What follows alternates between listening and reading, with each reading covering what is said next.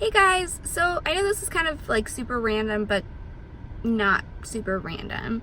I've been going through a lot health-wise lately and just thought that it would kind of be easier to start this whole thing.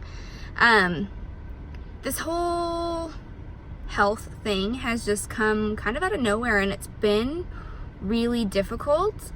And I've learned a lot over the last few weeks about how frustrating these kinds of things can be for people. And I just kind of wanted to, I don't know, make it something to talk about and to kind of share my journey and kind of keep updates. And I figured it'd be easier to update this way and kind of do weekly updates about my health and even the girls and all of that. So this one will primarily be focused on my health, just because I know a lot of you guys have been kind of following, and it's been kind of patchy with updates, honestly, because there's not really a lot to update.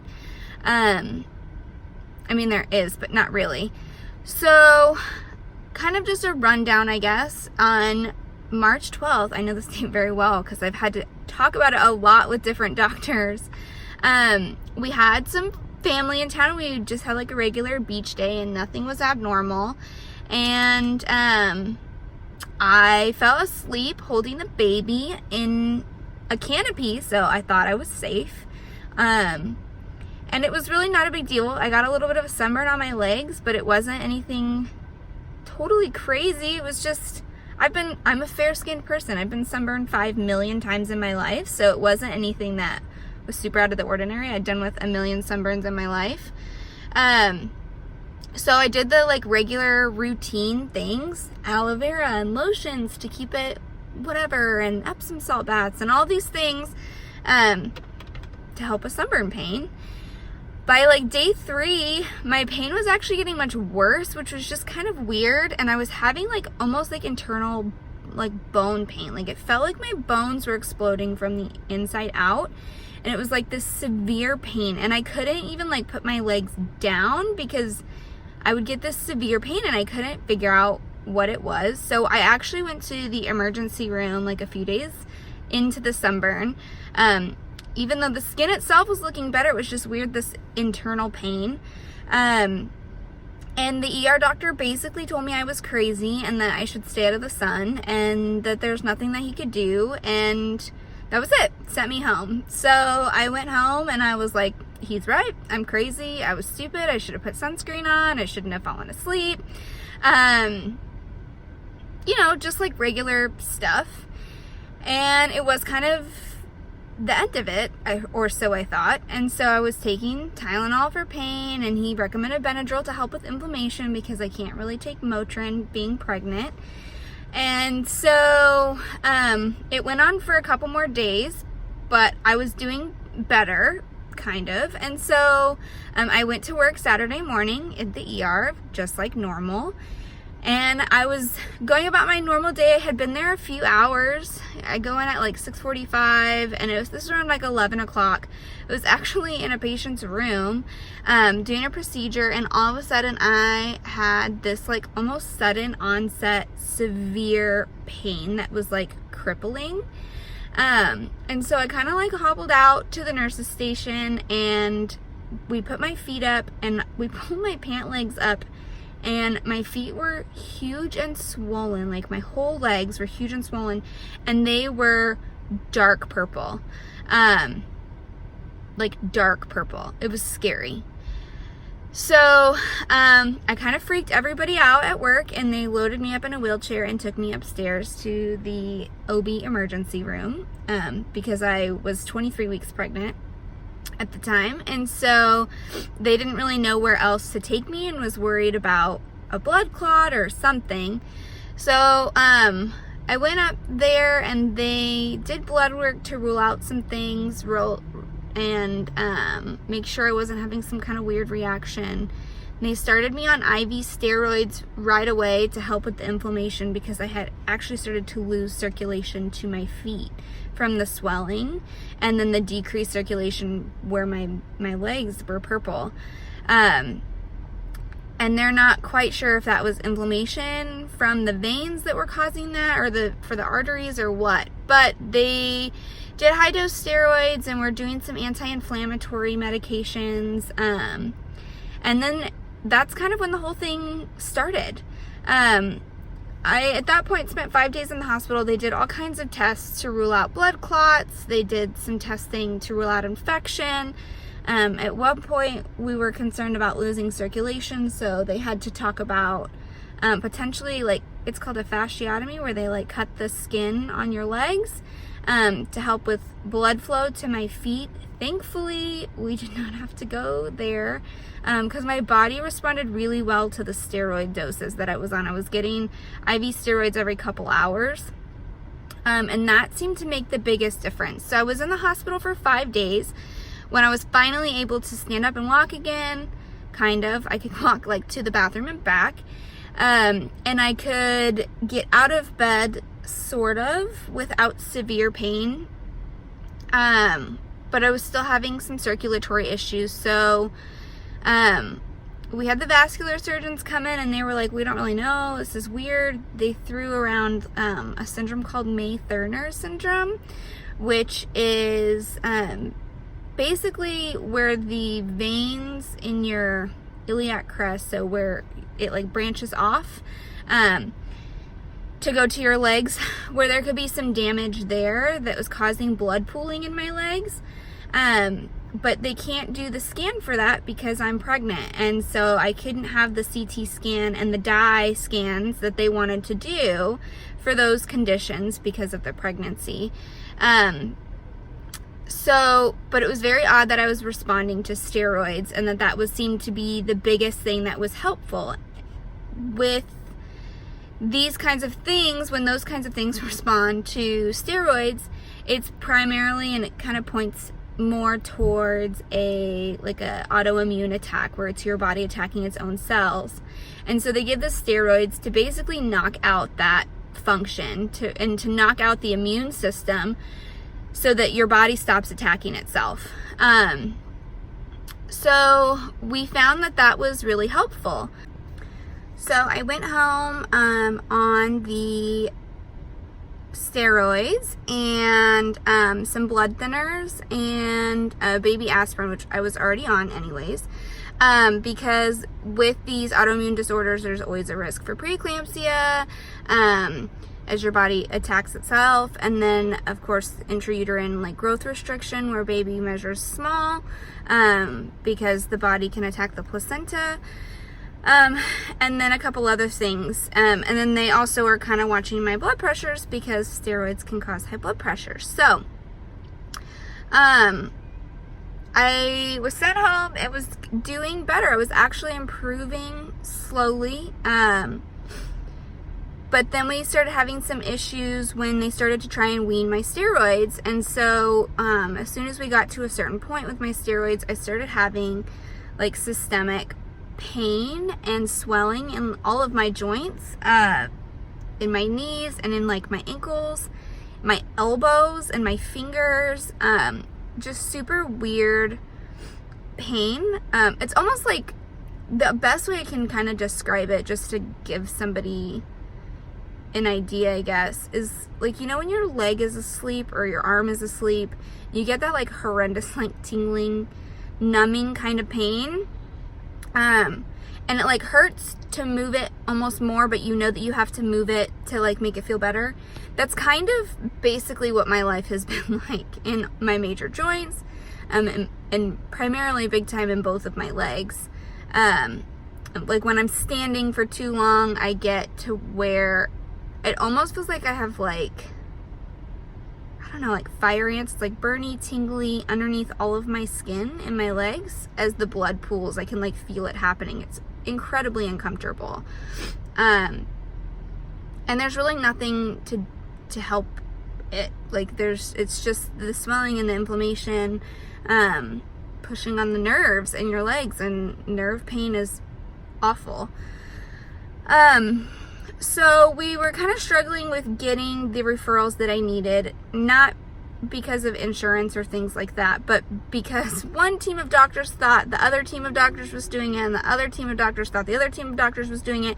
Basically, it didn't get done, and I was supposed to follow up 2 weeks after I was discharged with the rheumatology office, which are the doctors who specialize in autoimmune and rheumatologic diseases. And I was supposed to follow up with the vascular doctors, which were following me because of, you know, the whole no circulation to the legs thing. And so because of basic miscommunication between offices, or not even miscommunication, no communication between offices, I was kind of delayed in getting that, which kind of was terrible. So we found a steroid dose that I was functioning on. It was allowing me to get up and actually walk around. I was able to spend about 15 or 20 minutes at a time on my legs before the pain got unbearable, or before I started to have swelling and circulation issues to my shins or my calves and my legs and my feet. And so we weren't happy with my improvement, but we were happy there was improvement, which is kind of like a weird place to be, where you're happy that you're finally feeling a little bit better, but you're still frustrated because you know it's not your like normal. I literally went from being perfectly healthy and fine to not being able to stand up, literally instantly. So mentally that comes with a lot. Mentally it kind of screws with you a little bit, to be honest with you guys. It's hard. It's really hard. So we kind of got me on a comfortable steroid dose, and that's where I've kind of been the last couple weeks. Just trying to work out getting the referrals that I needed, and getting the appointments that I needed to follow up with who I needed to follow up with. And then meanwhile, I've been seeing my high-risk OB doctors and my regular OB doctors every week. So I see one of them every week. So I'm seeing them every other week, if that makes sense. So that they can keep an eye on me and my body, and then they can keep an eye on Westyn, because not only being on these medications are there a risk, but even just having an autoimmune disease itself puts you at risk and puts the baby at risk. So that's kind of where we've been. So 2 weeks ago at our regular high-risk OB ultrasound, I'm getting ultrasounds every other week at this point to watch her growth. They noticed a significant change in her belly measurement. So for anybody who hasn't been pregnant before, or hasn't ever had one of these kind of growth ultrasounds, they measure their head, they measure their belly, and then they measure their the long arm bones, the humerus, and then the femur, from like the bone that goes from your hip to your knee. And using this, they can calculate percentages based on their growth, like where they should be on, depending on how many weeks gestation they are and things like that. Well, up until 2 weeks ago, all of Westyn was measuring pretty consistently, which is good and where it should be. She's always been on the smaller side, but my kids are small. I'm a small person. My husband's a small person. Like, we weren't really surprised. But 2 weeks ago, her belly measurement went from the 20th percentile down to the less than 10th. It was like the 7th to 8th percentile. But her head and her arm and leg bones still continued to grow as normal, which is good and bad. It's good because she's still getting enough to grow lengthwise, and she's still getting enough to keep her brain developing. But it is a little bit concerning that she's not getting enough from me or the placenta or both for blood flow to keep her abdominal growth the same. So, which is kind of a big thing that they've been watching for with me being on the steroids and with the autoimmune condition, because that can happen.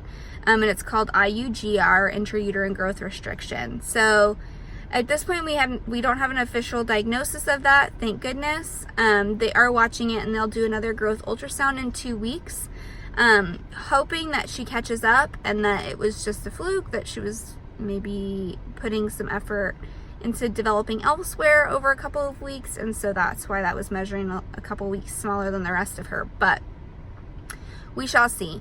But other than that, everything else for her looks really, really good. They're monitoring her heart every 2 weeks as well. And the hole that they found when we were in the hospital, they found that she had a ventricle septal defect, is actually looking better, and smaller. So we're very hopeful that maybe it will close on its own before birth, which would be amazing. So I will update and continue to keep updated with that as well.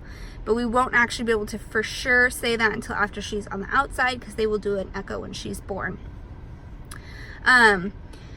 So we kind of just been hanging out, just trucking along. Improvement has been slow and steady until about a week ago. And out of nowhere, I started having severe all over body pain again, and swelling in all of my joints, and pain, and just like, you feel like you're almost hit by a bus. You have like a headache, you just are tired.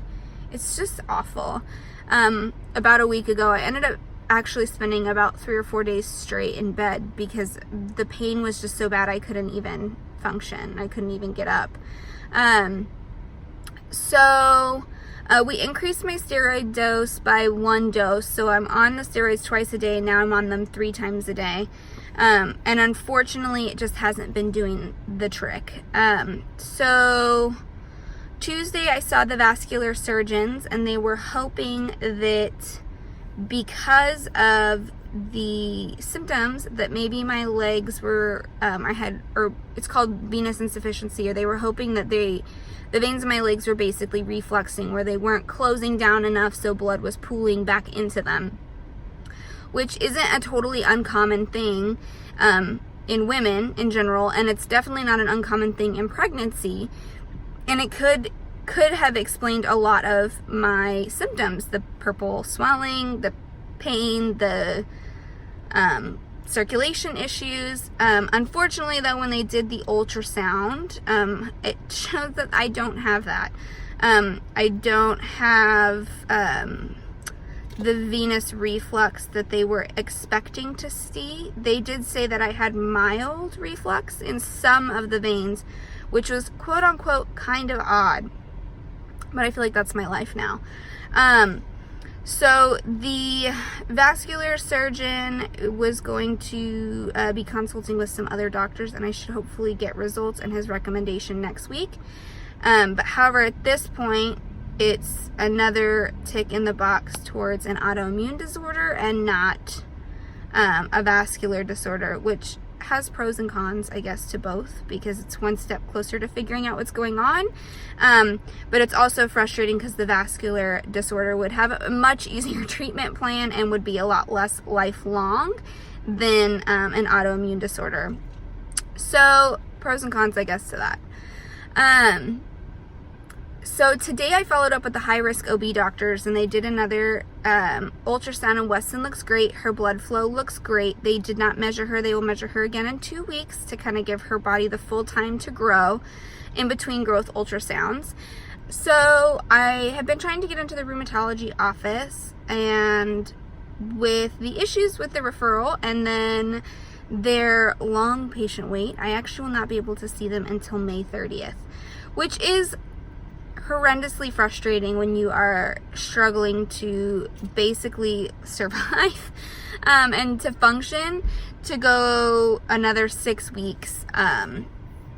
It's only, I guess, 5 weeks now, but like 5 or 6 weeks to see a doctor to get any kind of answers.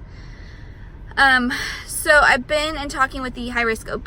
They were calling the rheumatology office for me to try and get me in to see sooner, and unfortunately, because of staffing at the office or whatever other issue they seem to be having at their office, they aren't going to be able to get me in sooner. But they were able to give my high-risk OB doctor some recommendations for treatment. So after I saw them today, we were able to kind of talk about the symptoms that I'm still having. And at this point, they have decided to increase my steroid dose to almost double what I'm taking now, which is both relieving and frustrating at the same time. I'm relieved that there's something that maybe is going to help.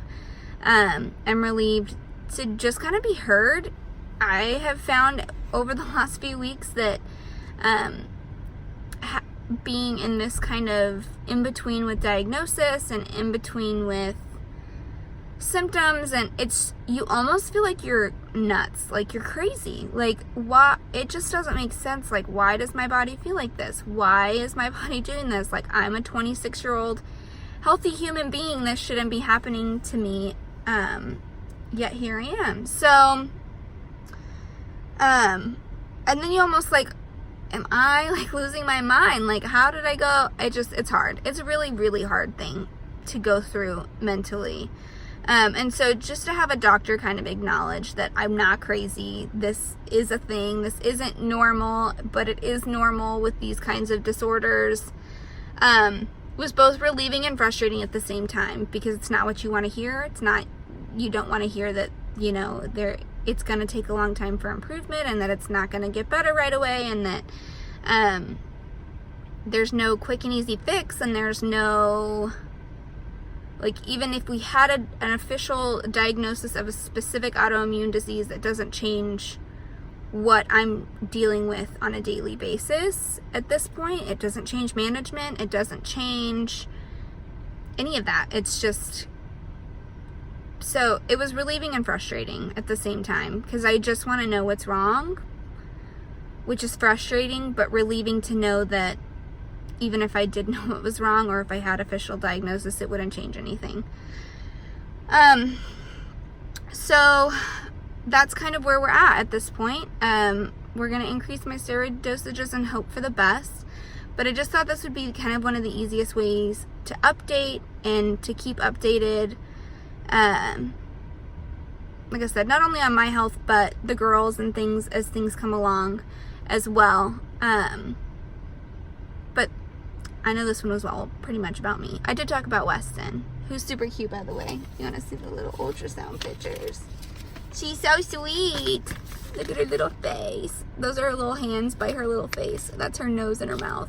She's so cute, you guys, in black and white. But she's so cute, and we're so excited for her. And it's been really hard to stay positive sometimes, but getting to see pictures of her makes it all worth it. And in the long term, I just know that she's going to be such a light to our life, and that everything that I'm going through right now is 100% worth it to keep her healthy. And so that means injecting myself in the belly every day and doing all these things, then that's what I'll do, because that's what I got to do. But yeah, guys, just continue praying. Thank you for those of you guys who have been praying for us. Thank you for those of you who's personally had to be really patient with me over the last few weeks, with my very slow recovery. I have been unable to work in the 5 weeks since this has happened, so that has just been stressful. Not only financially, but like, I really, really love work, and I really enjoy what I do. And so, it's really hard not to do that, and to not be able to do that. So, and at this point, it's not looking like I'm going to be able to go back anytime soon, if I get to go back at all, even before the baby's born. So it's rough. It's been really, really rough.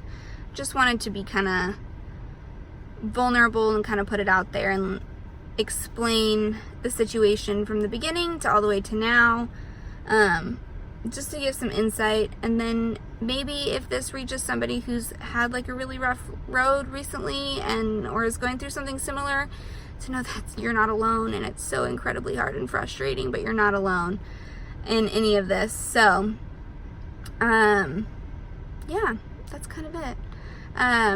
Like I said, this is gonna be the new like YouTube channel thing. I didn't think I'd ever start one of those, but it just kind of seems like it's going to be the best way to update, and to update on all of the pages. And maybe, like I said, maybe one day this will reach somebody who's going through something similar, or has had something similar, or is pregnant and is wondering why the heck their legs are turning purple.